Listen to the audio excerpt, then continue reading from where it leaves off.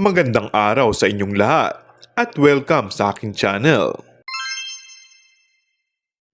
Muling nagwala sa kilig ang Kimpaw fandoms matapos muling masilip ang wallpaper ni Paolo Abilino sa cellphone.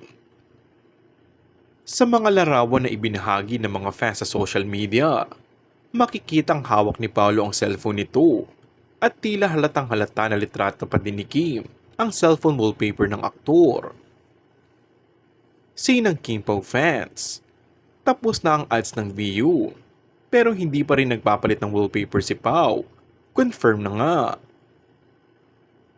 Maaalalang marami ang nakapansin na hindi ang karakter ng aktres sa kanilang What's Wrong with Secretary Kim series ang wallpaper ni Paolo, kundi ang mismong sexy photo ni Kim nang dumalo umano ito sa Star Magic Ball. Samantala, halos hindi naman magkandamayong ang madlang netizens dahil sa pinakawalang malakasang fanservice ni Kim at Paolo.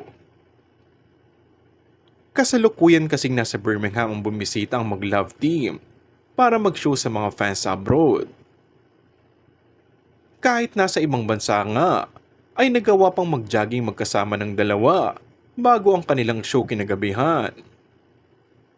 Nakapamasyal din ito at kumain sa mga sikat na restaurant doon. Kung bago ka lang sa akin channel ay mag-subscribe at pindutin na rin ang notification bell. Maraming salamat!